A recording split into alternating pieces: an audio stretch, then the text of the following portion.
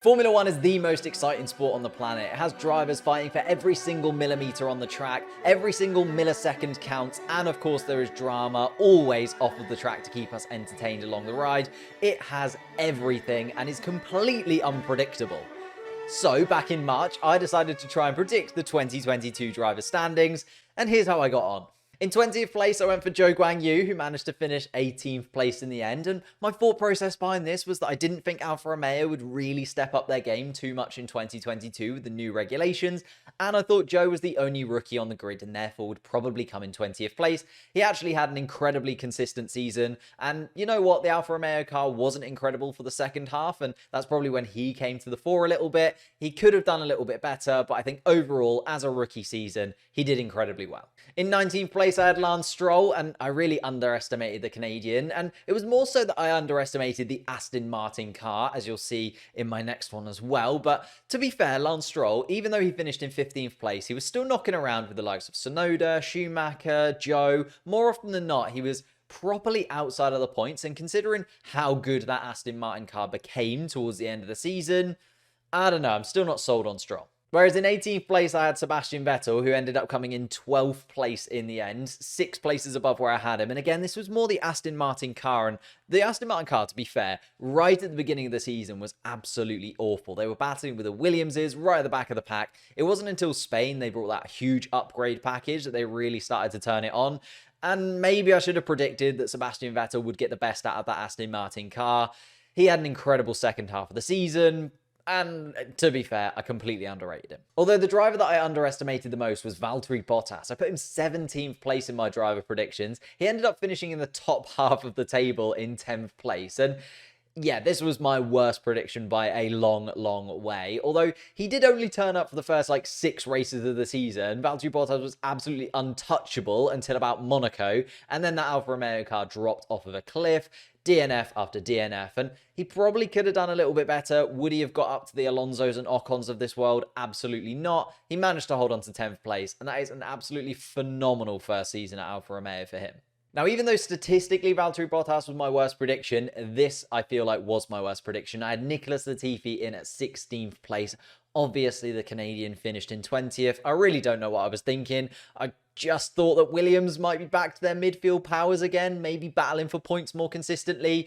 Absolutely not. Nicholas Latifi was by far and away the worst driver on the grid. I know he had that Q3 appearance in Silverstone, that fastest lap in FP3. I'm clutching at straws to try and find things that were really good for Nicholas Latifi this season. The Canadian's off the grid in 2023. 20th place is where I should have predicted him to be. I also slightly overestimated Mick Schumacher. I had Mick Schumacher in at 15th place here. He managed to finish in 17th, although on equal points with Yuki Tsunoda in 16th place. So kind of 16th place-ish for Mick Schumacher. So it wasn't incredibly far off. I maybe just expected a little bit more from the German in his second season in Formula One. I thought the Haas car would take steps forward, which they definitely did in these new 2022 regulations, but Mick Schumacher had a very hot and cold season. There were a few races that were really stand out for me, but not enough for him to keep his Haas seat. And of course, the crashes that he had at the beginning of the season, just costing the Haas team so much money.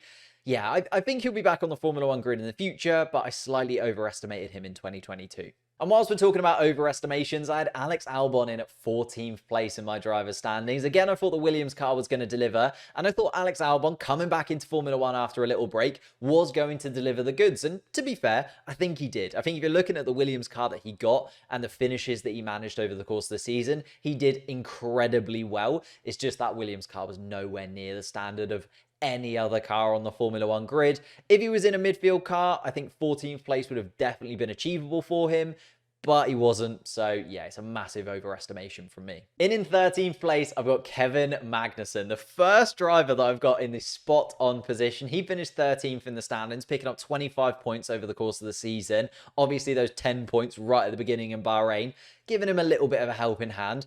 And you know what, Kevin Magnussen, he's going to look at this season as really, really good because of that pole position in Brazil. But also, there were quite a few races that he completely messed up, and so many black and orange flags at the beginning of races too for broken front wings. If he can come back next season, find a little bit more consistency just on the first lap of Grand Prix, I think he'll do incredibly well in that Haas car. Now we're back to the overestimations in Yuki Tsunoda, who I had in 12th place, and I thought the Japanese driver was going to take a step forward again, his second season in Formula 1, and the AlphaTauri car just absolutely abysmal this season. In 2021, it was one of the better midfield cars, and we were talking about how Yuki Tsunoda didn't really deliver in that car. Now we're talking about the AlphaTauri car as one of the slowest midfield cars by a considerable margin, and Yuki Tsunoda having to absolutely fight for any kind of pace at all. I think 16th place, second season, finished in front of Schumacher, in front of Joe. He needs to do better next season, but if you look at his overall finish, it's not terrible. I think this is where a few of my biases slipped in. I had Esteban Ocon in 11th place, ahead of Yuki Tsunoda, who was in his second season. But again, in that midfield pack, I was expecting maybe McLaren, Alpine, and AlphaTauri to all be battling with each other. And I put Esteban Ocon as kind of the fifth best driver in that six, if that makes sense. Completely underestimated him. He had an incredible season. He was so consistent in that Alpine car and delivered an 8th place finish in the end, 92 points, nearly 100 points for Esteban Ocon. Very impressive indeed. Moving into the top half of the table, I've got Fernando Alonso in 10th place, and I feel like this is a fairly close prediction in that he actually finished in 9th place, but also a pretty bad prediction because Fernando Alonso was so incredibly quick in that Alpine car in 2022. It was just the DNFs that really cost him. It felt like every other race Fernando Alonso had some kind of issue in that Alpine car. You could see that he was getting incredibly frustrated by it. The team couldn't really figure out what was going wrong, and it just kind of spiraled. Obviously, he's heading to Aston Martin next year, and I have to change up my predictions a little bit because of that, but I feel like Fernando Alonso has still got it. Just ahead in 9th place, I've got his Alpine replacement in Pierre Gasly. I genuinely thought the Frenchman was going to have an incredible 2022. I thought AlphaTauri would deliver him a pretty decent car, and he would just drive the wheels off of it. Considering the last couple of seasons that he's had, I think that expectation was there for lots of people, but the AlphaTauri car was just nowhere near, and I'm really excited to see what he can do in Alpine next year because I feel like that's the kind of car that he deserves to be in. Then in 8th place, I had Daniel Ricciardo, who I thought would get to grips with the McLaren car in 2022, but he really just didn't. The Australian never looked comfortable in that McLaren car at all. And then obviously the relationship between him and the team became quite fractured towards the middle of the season. Obviously him getting replaced by Oscar Piastri fairly early on and then having to kind of just continue and finish these races towards the end of the year. Obviously he was fighting for a seat on the grid, but I think no seats on the grid were really coming up that he wanted, and therefore it kind of waned down. And towards the end of the season, it kind of just came to like a, oh well, it's Daniel Ricciardo's final race, but he'll be back in Formula 1 soon, yada, yada, yada. He came home in 11th place. I expected more from him. Maybe I just expected more from McLaren to get the best out of Daniel Ricciardo too, but 8th place, 11th place, it is what it is. In 7th place, my second prediction that I got absolutely spot on is Lando Norris, of course, best of the rest. At the beginning of the season, I said that McLaren would finish in 4th place easily. That didn't come true, but I also said that Lando Norris would easily be the best of the rest midfield driver, and that definitely came true. The only midfield driver to get over 100 points, the only midfield driver to pick up a podium. He was absolutely sensational again in 2022. If anything, just as a McLaren fan, I'm a little bit concerned that those big teams are probably looking at Lando Norris, and if something goes wrong with Sergio Perez, Carlos Sainz, even like a George Russell or a Lewis Hamilton, maybe you pick up Lando Norris as a replacement because he looks absolutely on fire right now, and I hope in 2023 that continues. In 6th place, I put George Russell, and I'm just thankful that I got all of the top 6 actually in the top 6, but I thought George Russell in his first season at Mercedes would maybe struggle to acclimatize a little bit, obviously next to Lewis Hamilton, a 7-time world champion, but you know what, you've got to hand it to George. He came in at Mercedes and he started delivering basically straight away. Obviously had a couple of races this season that didn't go his way, but considering he was, finishing top 5 every single Grand Prix and getting the best out of that Mercedes car, even when it was struggling towards the beginning of the season. I know that they were tinkering with Lewis Hamilton's car a little bit more, but George did incredibly well in his first season at Mercedes. Obviously got his first win at Mercedes as well. I hope there's more wins for him in 2023, and I hope we've got a proper battle between these top 6, and maybe George Russell can put his name in the hat for a world championship sometime soon.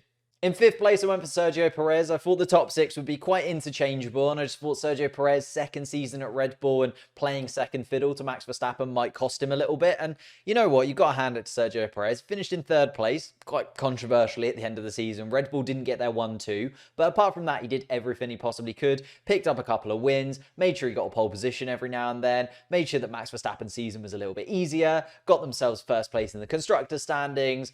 Sergio did everything right. It's just, Just that 1-2 would have been the absolute icing on top of the cake, wouldn't it, for Red Bull? In fourth place, I had Lewis Hamilton. I wasn't expecting Mercedes to tinker around with his car so much at the beginning of the season. Definitely cost Lewis Hamilton overall. I think if we look at the top 6 and their race pace over the course of the season, Hamilton definitely does not deserve to be at the bottom of this 6. But that is where he is. And you know what? In 2023, if Mercedes can get it right, I feel like the Lewis Hamilton we've seen over the last few seasons that is battling for titles consistently, right at the top end of the grid and battling for wins week after week after week. Obviously, towards the end of this season, he picked up podium after podium, started to look like it was clicking for him. And you know what? 6th place, I think he'll just take that on the chin. Next season, comes back stronger, and we'll see what happens. In 3rd place, I went for Carlos Sainz. I truly believe this 2022 regulation change would be the spark for Ferrari to take that massive step forward and start battling for titles, which you could argue that they maybe did. They didn't manage to keep it rolling throughout the 2022 season, and Carlos Sainz really didn't start off on the right foot. I thought, you know, if we look at 2021, Carlos Sainz finished ahead of Charles Leclerc because he was consistent, because he just kept delivering race after race after race. And this isn't the Carlos Sainz that we saw this season. He had loads of DNFs. Not all of them were his fault, obviously, but he just couldn't find that consistency in the Ferrari car in 2022. Had to adapt a little bit, I think, towards the beginning of the season. I went for 3rd place. Came in 5th place. There's more to come from the Spaniard. Just trust me, there is more to come. The big one, I went for Max Verstappen in 2nd place. And this is probably also, with Nicholas Latifi, one of my worst predictions by a long way.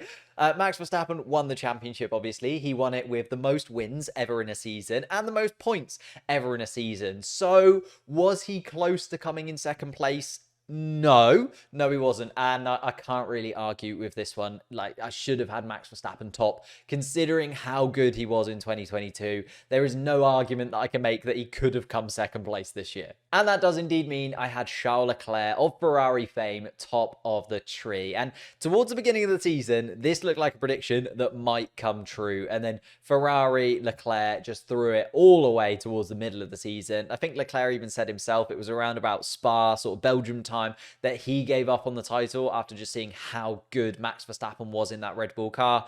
You know what, Charles? Again, you've learned. You've come into this season. Ferrari have got a new team boss.